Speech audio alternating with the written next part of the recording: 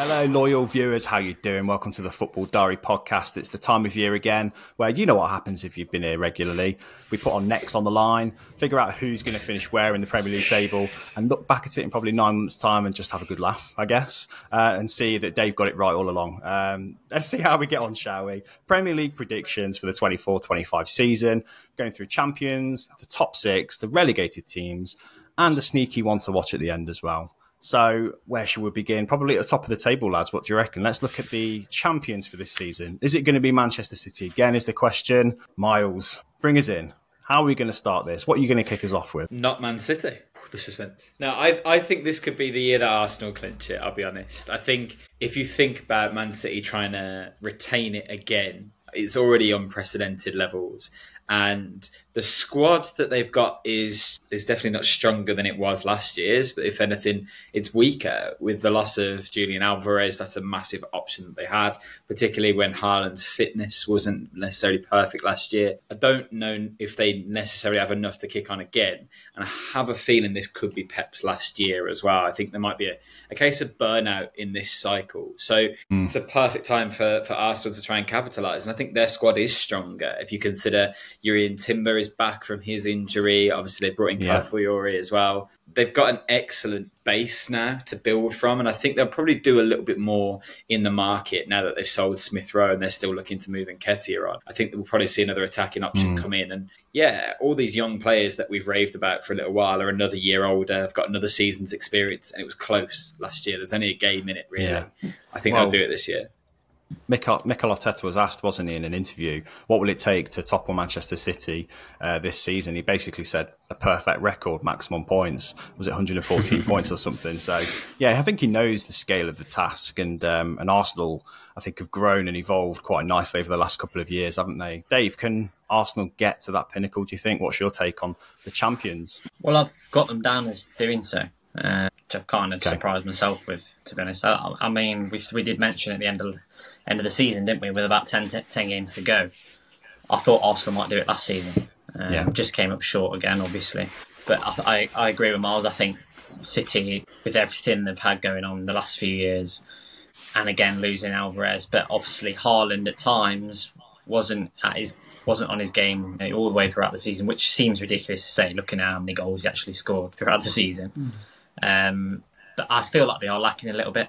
They've obviously not brought many plays in so far. I think they brought Savinho in, another attacker who's going to come in, but he's only young, lacks a bit of experience. So I think they are lacking something. I'll be very surprised if they didn't bring in a few more additions between now and the end of the season, because I feel like they definitely need to replace Alvarez. I think he's been a real key player over the last few years, albeit probably not playing the amount of games he would have liked. But he's been a great player for them. And I just feel like Arsenal, if they don't win it this year, that they are set up perfectly now. I do feel as though probably they could do with another striker, though. And we've been saying this for a while. I think they just need somebody. I don't think Jesus is quite the right player for them. But I still think he'll be there. I can't see him leaving. But Nketiah, I think they'll get some good money for him, to be honest. I think he's potentially a really good player. And it's such a shame that he didn't get more minutes last year. It just seems like his confidence is shot. It feels like he needs somebody to give him an opportunity. But I just feel like Arsenal now, they've got such a well-rounded squad that it really looks shaping up really nicely. Do you know what? It's a strange time of year anyway, isn't it, when we do this prediction show, when we do it just before the Community Shield. Transfer window is really kind of wide open still, isn't it? So much business still to be done. But this year, more than ever, it feels like business is far from done, doesn't it? Teams have been really sort of slow to commit to spending money. But I'm really curious to see what Manchester City do with that massive money now that's burning a hole in their pocket from the Alvarez sale. Because if they do something spectacular with it, then that suddenly changes the landscape again. But I'm going to stick with what you guys have said as well. I've said Arsenal too. And it is that evolution piece for me that makes them seem like a team that's ready to step up now. And I think combined with, I hate to ever sort of assume that Man City are going to be weaker, but I think there's an element of like Klopp's final season's coming up with Pep as well. He just seems rattled more. He seems tired. And I don't know whether that is his kind of mental side to sort of start finding an exit strategy from City now. But Arsenal, I think Calafiori is a great addition to the team. He brings so much versatility in defence and such an elegant player. And I think Kai Havertz will have a good season too for them. I think he really settled into a role for Arsenal last season quite well. And we kind of struggled to figure whether he was ever going to feature much at all for Arsenal. Where he was going to feature, it was a bit of a conundrum, but he seems to have found his place for club and country, which is great. That opens up the question then. Go on. Just quickly, you're going to repeat the shout that both of us went for a couple of years ago. Do you remember? What, Kai Havertz player of the season? Yeah, both of us put Kai Havertz player of the season when back and it was at Chelsea. That bit is on the backside, didn't it? Well, stay tuned for our ones to watch and whether Kai Havertz is one of those. But segueing nicely into the top 6. Myles, talk us through your 6 from second downwards, if you like, and we'll kind of debate what that looks like and where Man City sit amongst those. Yeah, I imagine we'll all have City in the same space then, because I've got City second. A drop-off from Man City is from first to second. It's not from first to sixth, let's be honest. So, yeah, Man City in second. I really struggled with the rest of the top 4 because I think there's quite a few challenges. It felt like for a few seasons we were getting to a point where the very top were really pulling away and it was getting harder and harder for anyone to challenge. And then we've seen over the last couple of seasons that actually there are teams that you're able to get at now. And a bit of a boring shout, I've stuck with the same top 4 as last year. I've got Liverpool in third and Aston Villa in fourth again. I think Liverpool is a hard one to call because obviously we don't know how Slot will settle. But that squad, we were all doubting it last season and it has done better than we probably anticipated they would. And I think that there will be a couple of additions before the end of the window and some players have kind of grown into their role a bit more. And to be totally honest, I just don't think the quality is there in the rest of the league to compete with them or catch them up at this stage. And that's why I've got Villa in fourth as well. I think that their squad is definitely right up there with the best now. Their manager is definitely one of the best in the league. And they showed last year that they could sustain good league form. And I wouldn't be surprised to see them do that again. The challenge for fifth and sixth, I've actually gone a bit rogue, I think. But I've got Newcastle in fifth and I've got West Ham in sixth. I think the business they've done so far in this window has really impressed me.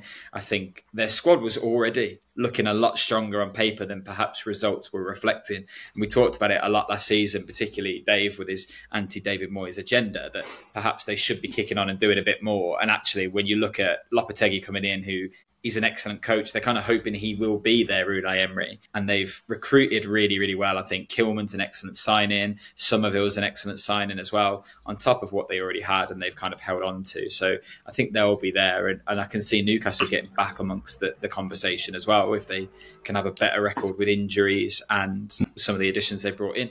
The only caveat, obviously, is if Eddie Howe goes to England. Very true. Well, I think West Ham, you're right. Lopetegui is a different prospect altogether. Signing Fulkrug is a really interesting one, and Somerville as well. It changes their attack massively. And we were having a conversation before we hit record, didn't we, about West Ham's forward options over the last 14 years and what kind of goal numbers they produced and how they've really struggled to find strikers. I think Fulkrug could do well in the Premier League. Yeah, he's definitely got the physicality and the presence for a league like this. It's interesting because he probably would have been the perfect David Moyes striker and instead he's come in at post the Moyes era. But their attacking options are incredible. Don't forget they've still got Bowen, they've still got Kudus as well. So there's a lot to work with now for Lopetegui, and actually what they've built is depth in the squad because they have managed to hold on to those players. It's really interesting to see kind of where they kick on, and when there are other bigger teams that might expect to get themselves in the European conversation, Chelsea, Man United and Spurs, who seem to not really have that coherent structure like West Ham are building,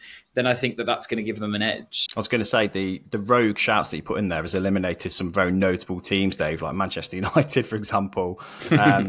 And I mean, it's no surprise really that you still don't know where United are going to finish. But do United finish in your top six, Dave? And what order have you got? Is it much different to what Myles has got? Any rogues that we can discuss? My top four is the exact same as Myles. I think Villa might finish in fourth again. But yeah, I've got United finishing fifth, Newcastle followed by Newcastle, and then Chelsea.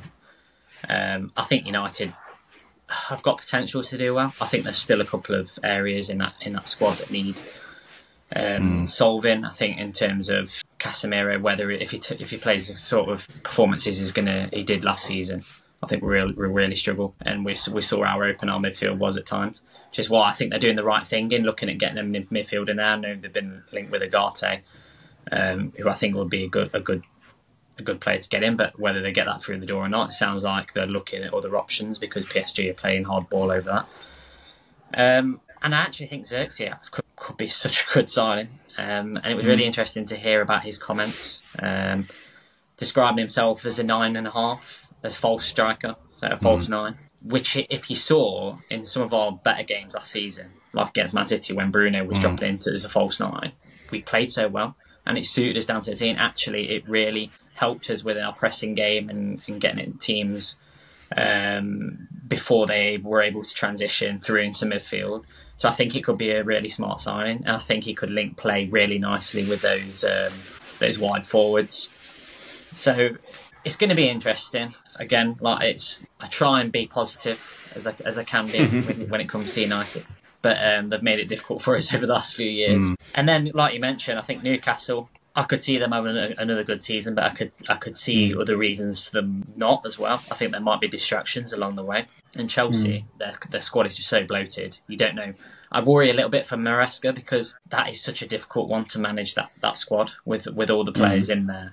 And keeping them all happy. Yeah, it's an interesting one with Chelsea, and I'll go through mine now quickly, and whether that features Chelsea or not. But in third place, I've actually got Villa ahead of Liverpool in fourth for my prediction. Hey! And, come on, Mike. And this, I mean, I love you to bits, Myles. We've been mates for a long time, but this is pure logic for me. I feel like it's down to coaches and how settled the team is, and Villa are amongst the most settled squads now. They've not lost a huge amount by selling key player like Douglas Luiz, and they've actually got still one of the strongest midfielders in the league. Unai Emery is just a fantastic coach that he's pretty much got the keys to the club now, and I think he will tweak till his heart's content until Villa are even better throughout the season. And I'm really excited to see what they can do in the Champions League, because I think they've really got a good shot at getting to the knockout rounds. Doesn't matter who's in the group with them. So yeah, I think Villa will have a good season all round across the board, and I think a good cup run will probably cement that too, whatever happens in whichever cup competition. And Liverpool is still a bit of an uncertainty, I guess. Everyone knows what it's like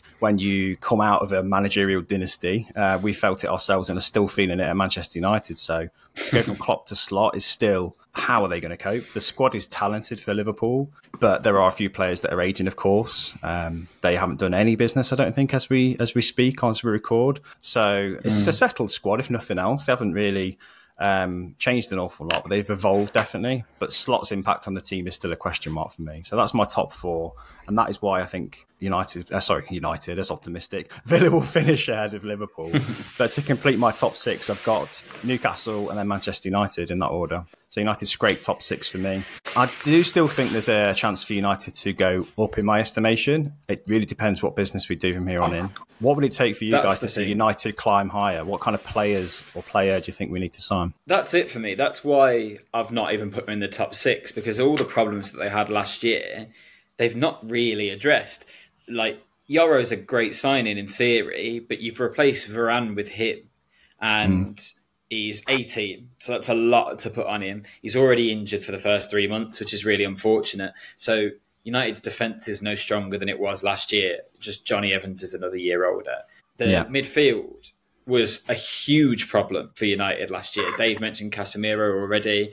They're now dragging their heels over getting the Agate deal done, and they're talking about Sander Berg instead. Like, I've not seen them improve and address the actual issues. They're looking at De Ligt and Mazraoui, which, okay, great if they get it done. But I feel like there's a lot of talk to appease a fan base right now of very big, notable players. Let's get them done before we start actually expecting much of United. Because really, it's the same squad as last season with Xerxes right now. And Xerxes is a great sign. I do think that. But it's not necessarily the thing that United needed the most, really. Like, he's not going to necessarily completely top what Højlund did last year, is he? So no, I don't see enough from United to say, yes, this team has improved from the one we saw at the end of last season. Because I think the FA Cup win has kind of made some of us forget quite how bad United were at the end of the season in particular. I've not forgotten. If they carry that form on, then they could be in real trouble. I'll go one further for you. I've not put Spurs, Chelsea or United in my top 6, and I've put money on all 3 of them having a different manager by the end of the season as well. I can't see any of them lasting the whole season now. Yeah. United, Dave, have you got any idea what you'd expect them to do now in order to become like more competitive, I guess, in the top 4/top 6? What do they need to do from here on in? Well, they've certainly earmarked a fullback as a piece of the puzzle. Seems like Wan-Bissaka's going to be on the way out. Seems like he's going to be on the way to West Ham, by the sounds of it, which I think is a great signing for them. Yeah, brilliant. On his day, he's as good a defender, probably the best 1v1 defender in the world. But I do feel like we need to get a fullback in there who's going to contribute, who's able to contribute offensively and defensively, and suits our system that Ten Hag's trying to play. I think it's really good that he's got 2 new coaches in there who are able to just offer a bit more of a different sort of outlook and new ideas, which I feel like probably needed at times last season. And there's been a lot of talk of obviously Van Nistelrooy, the positive energy that he's giving these players. I think that's a really shrewd appointment. But I agree with, again, I just feel like we do need another midfielder in there just to give us a bit of solidity, because I just feel like with the injuries we're getting again, especially already, it feels like it doesn't take a lot for us to all of a sudden be down to the bare bones. With what we've got in this squad, and let's not forget, there's still so many young players in this United team. I think we forget how young some of them are. So again, I can see why there's so many different opinions on how we are going to do this season, and I think everyone's been a little bit cautious in being a bit over optimistic in terms of how we will do. But I'm hopeful, and I'm really looking forward to seeing certain players performing. But we'll get on to one of them in a minute. I think it's a case of us. I think it's a case of us selling Casemiro. I think that unlocks a lot if we get rid of him, to be fair. And what are the odds of us giving it Rude till the end of the season, to be fair? I think that seems like it's set up, innit? There are a few things that hold in this. I think this whole scenario in terms of transfers, I think there's a little bit of a waiting game going on. And I think 2 of the main ones are Jadon Sancho. I think we're looking to get money for him. And you look at the wages that he's on also. That's not to say that I don't think he can contribute, but I think he suits another league better than the Premier League. I just don't think he's quick enough for this league. And I think the other one is probably Casemiro. And it looks like we've settled on keeping him. And I think we'll probably struggle to get him out, to be honest. He doesn't look like he's going to want to. McTominay is the other one, isn't it? Oh, yeah, of course. Yeah, McTominay. But we're going to move on from United though, Dave, because we could go on for a while. And we're not going to talk about any of the teams we've not spoken about that are kind of potential mid-table teams, because trying to pick the order of mid-table would be, I think, impossible too. It's so tight in that area of the league now, and so many players have been added to squads that were already quite good. So many clubs have leveled up. But let's talk about the relegation fight. Who is going to slide into relegation contention, do you think, out of the mid-table teams from last year's Premier League setup? Are we looking again at another 3 up, 3 down situation? Miles, what's your thoughts on the relegation fight, mate? Okay, I'll put my money on the fact that all 3 of us have picked one team that is exactly the same for certain. Southampton, straight back down. Yeah? Yeah, 100%. I've got them bottom of the league. Dave, same? Yeah. I've got them going down. I've not got an order of such, but yeah. But they're in there. No, they're not strong enough, are they, right now? They've got some players that they've managed to hold on to from the Premier League days, like Kyle Walker-Peters, who could definitely play at this level, but I don't think that squad's good enough to stay up. I think they'll go down.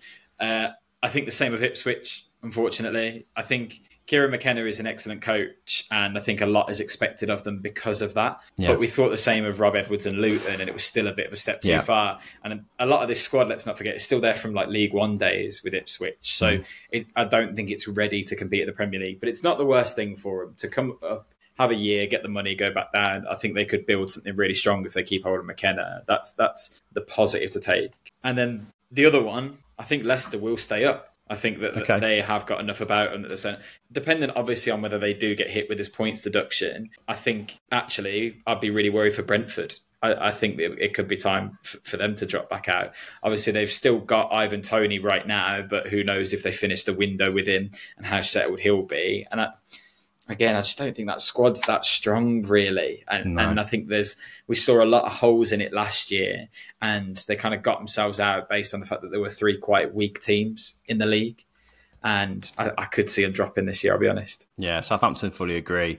And I feel like there's a mirror from Luton to Ipswich this season in terms of, like you say, the squad from the League 2 days hasn't changed. They've kind of risen quite quickly with not a huge amount of investment. One of the smallest grounds in the league, if not the smallest. It's just a lot of similarities, very talented coach. So it might not be their year to consolidate, I don't think. But I definitely struggle to figure which position they would be in the bottom 3 because, again, there's a couple of other teams in there. And I've got the same teams as you, Leicester and Brentford, who I was question mark about. And I've got Leicester to go down purely because I feel like it will come down to a points deduction. It's so tight. I think that will be the difference. Brentford are definitely going to be there or thereabouts. And I do worry for them. And I did last season too. They flirted with it, didn't they, for a while? But yeah, I think the same 3 will go back down again, Dave. How about you? Yeah, I agree with Leicester.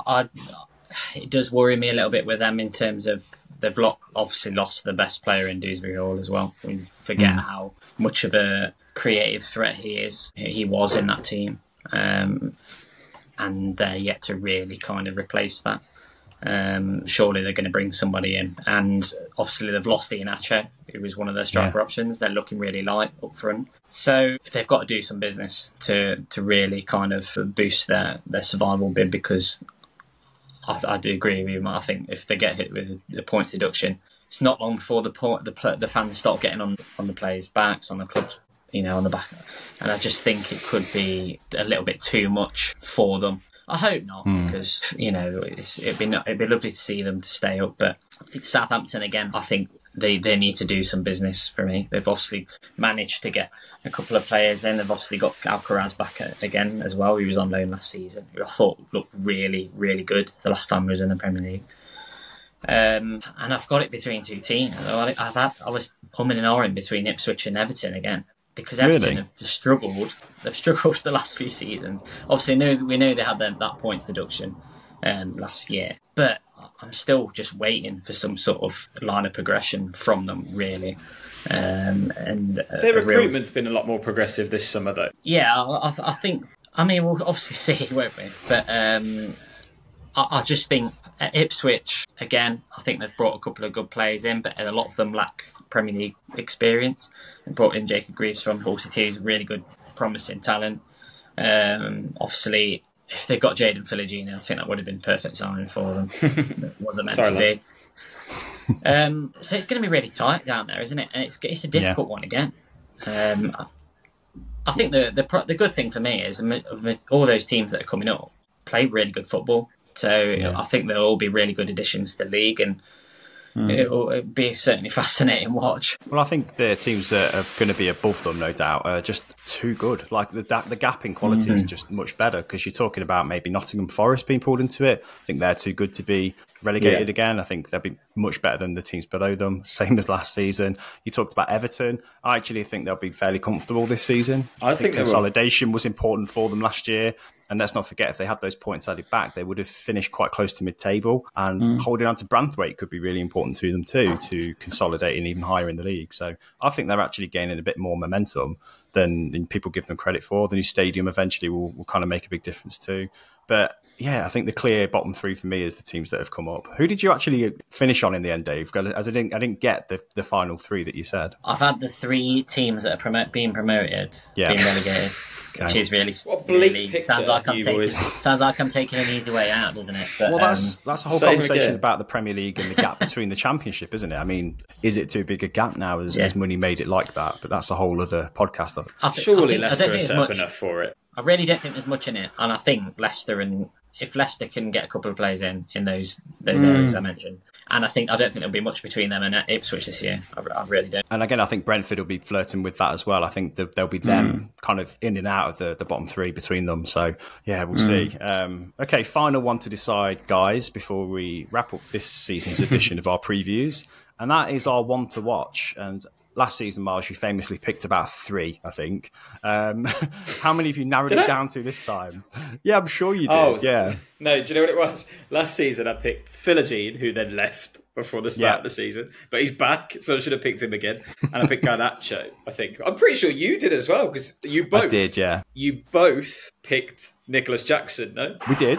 And I think he did all right. You started this podcast... Come on. You started this podcast by saying, at the end of the season, Dave always gets it right. His Nicholas Jackson's shout was an interesting one. So go on then, blow us away with your want to watch this season, mate. What do you think? It's obviously bias, but a player that I'm really excited to see, and I think the rest of the league should be excited for, Morgan Rogers. I think the impact he had on the team after coming in January was far more than anyone anticipated. I think for 8 million, it looks like an absolute steal now. He's such a promising young player. His attacking prowess is brilliant. Like, he's so direct. He loves to take players on. His finishing is excellent. Like, he has a better shot conversion rate and shot accuracy percentage than Cole Palmer did last year. Like, he's a very threatening forward. And I think it's interesting because a lot of Villa fans will have anticipated that Jacob Ramsey will come back into the side as soon as he's recovered from his injury and Rodgers would deputise for him. And actually, I think his form towards the back end of last season almost makes him undroppable. I think he'll probably be that key midfielder on the left-hand side. It honestly wouldn't surprise me if he's in the England squad by the end of the year. I think he's such a talent, and he showed at youth level what he was capable of. And I think now he's got that platform, he's got that coach in Unai Emery that trusts him to really go on and kick on to the next level. He's someone that I think Villa fans really should look out for this year. I was going to say, with regards to his place in the team, he obviously had a great finish to last season. Do you think that will be so fresh in Emery's mind that he will trust him almost from match day one? Yeah, I think he's in the strongest 11 right now. I think it's interesting because obviously we've got a lot of options in that position now. That sort of left-hand side attacking player, you're going to have a rotation between Rodgers, Ramsey and Ealing Jr. But you need that. We're obviously in 4 competitions now, and one of them is the premier one in all of Europe. So you want to keep your squad fresh and rotate, and you also want players that can have an impact off the bench and change games when needed. So having those 3 options just in that space is really strong. I think what gives Rodgers and Ramsey the kind of leg up on someone like Ealing Jr. is that Ealing Jr. is more of a winger, whereas those two can both come inside into the middle as well, freeing up space for Ian Maatsen to move down the left. So I think that partnership could be really crucial as well, watching Rodgers kind of overload that left-hand side. We know Emery likes to do that. We've seen it before at Villa. So yeah, definitely something to watch out for. Dave, I've got a sneaky feeling we're going to say the same player here, but who's your one to watch? I know who it's going to be as well before you've even said it. Someone Miles wrote off the other week. Said that we shouldn't. I thought we were going to say, aren't we? Yeah, Ahmed Diallo, right? Yeah. I've gone for Diallo. I've been really impressed with him, particularly over the last few games of last season. He's always had that talent, and I've said for a long time that he is technically probably the best player in that United squad. Yeah, his ability is brilliant. His ability is first, his touch. It's just his close control. He knows exactly what to do with the ball. 9 times out of 10, he makes the right decision. I think he's going to be a great player, and I just really hope that he has a little bit of luck with injuries. Obviously, had that injury at the beginning of last season, pre-season, which kind of set him back a little bit, and he didn't really get any real game time until the turn of the year. So to see him actually performing really well in pre-season, looks like he's got the confidence, and he looks like he'll be probably starting on that right-hand side for me at the minute. I was going to say, can you see that happening? And what do you think the United forward line will look like now, especially if Xerxes and Højlund are both fit? What will they be, the settled front 3, 4, whatever it will be? Well, I think at the start of the season, obviously Garnacho's he's been obviously away with his national team and not really had any sort of game time pre-season as yet. So I do think it will be Rashford on that left-hand side and Diallo on the right, but looking like it'll probably be Xerxes up top in that false 9 sort of position, because obviously we're limited in terms of with options. Obviously, there's a couple of injuries. Højlund's injured, and I think they'll want to keep Bruno Fernandes in his favoured position and just be able to offer that sort of creativity to those forward players. Depends who's behind him in the midfield, doesn't it, really? If it's Casemiro last season's form, I worry a little bit, to be fair. But yeah, I'm of the feeling that Amad Diallo is going to have a breakthrough season, definitely. I think his actual breakthrough came on loan, didn't it, at Sunderland, I think. I think he showed what he could do in a league that was at his level at the time, but he's improved so much, and I do feel like he's been really unlucky with the amount of minutes he hasn't been given by the manager. I think he had ample opportunity to appear last season and wasn't called upon, which worries me a bit. I do feel like Erik ten Hag got to really trust him, but in pre-season he's shown what he can do in flashes, hasn't he? And obviously in the FA Cup last season against Liverpool was like a golden moment for him and for fans, wasn't it? I think that's really endeared him to the fan base as like a cult hero almost. And yeah, his ability is one of the best I've seen on the ball for a long time. So I'm excited for him. Myles, are you still writing him off after what we said, or have we sold it to you? No, it's definitely not me that's writing him off. I just think Ten Hag might. I think we see this quite a lot where a player gets some minutes in pre-season, looks a bit flashy, but when it comes down to the kind of important part of a campaign, managers will automatically go with players that they trust. And I think the pressure that will be on Man United and particularly Ten Hag and he said Van Halen, on Ten Hag to get the best out of Anthony with the kind of money he put on him. I see a world where Ahmed just falls back onto the bench further in the season, and it's not necessarily the player that he wants to turn to all the time. I think it's interesting because Ten Hag's relationship with wingers at the club is so mixed anyway. Like, obviously, you mentioned earlier that Sancho doesn't really fit his system. Anthony's not performed to that level. And Diallo and Pellistri were two players that seemed to have all this potential and never really got cashed in on. Garnacho was the only one who sort of forced his way in. And even that was kind of problematic at times. He was taken off prematurely in games and not selective for games you'd expect him to be. So I just don't think that Ten Hag is necessarily the manager to get the best out of Amad Diallo. But that being said, I also think he'll be gone by the end of the season. So maybe Diallo will kick on. You just got to outlive Ten Hag. But how many players are we saying that about? Well, yeah, that is true. So many questions about Manchester United still. But again, I repeat what I said at the start. These predictions are so hard this season because of just the sheer amount of time left to make signings and the sheer lack of signings, it feels like, compared to the last few seasons. It feels like they've been quite not pivotal in us making decisions before, whereas now it feels like we're just going on almost like gut instinct as well. So yeah, it's a difficult one. I'm going to throw one more curveball at you actually, guys, before we go. But Dave, what were you going to say? I was just going to say, I think one thing that stood out for me is there's probably been a lack of real big buys until we've got to Atletico have decided to blow everyone out of the water and kind of ruin the market for everyone again. There's not really been any big spending, has there, to be honest? I think Chelsea have still got something up their sleeve, though. I really do. As soon as Conor Gallagher moves on, I think they'll be like, right, let's go for that player with earmarked, whoever it may be. I think the other thing is, like, the free transfer market is extending to try and get around FFP. Like, there's a lot of players that we'll see start running their contract down, a lot more players in the last year, this year. Think of some of the free agents that are still available as well. I know. It's a mad list of free agents that you would have thought would have been snapped up by now and still haven't been. So I do think that people are going to do business later in the window. That's why I'm happy that Villa have moved so quickly.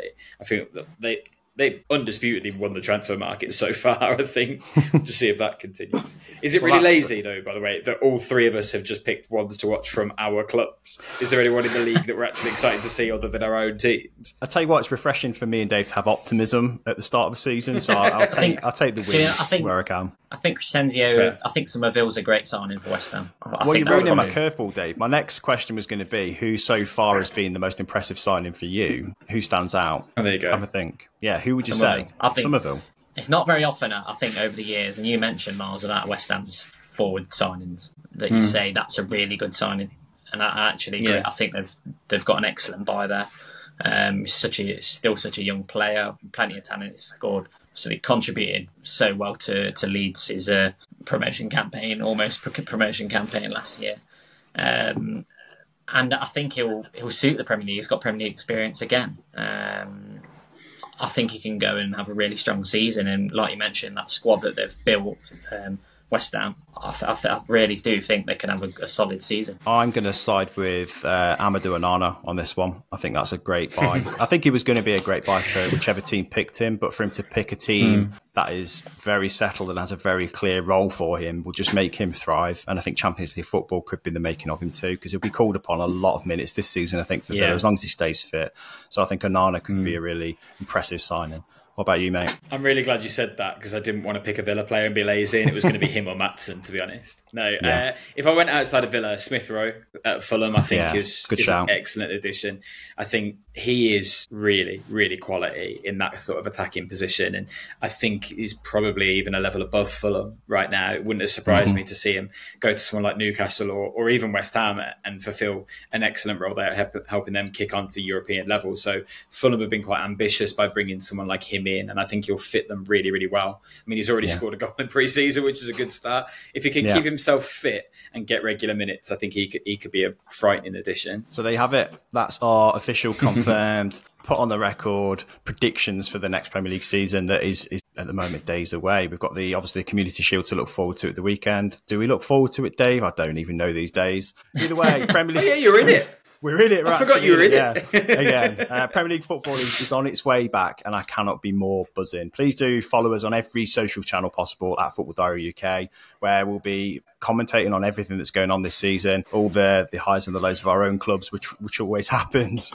Whatever will happen, we'll be along for the ride. We're on YouTube too. Hit subscribe and hit like on whichever audio channel you're listening. And that's it from us. Hopefully speak next week and talk about a Man United Community Shield victory, Dave. Well, we can always hope, can't we? Look how the FA Cup final turned out. True. Never anyone's game. That, so. But until then, thank you guys, and I'll speak to you soon. Cheers. See you later. See you later.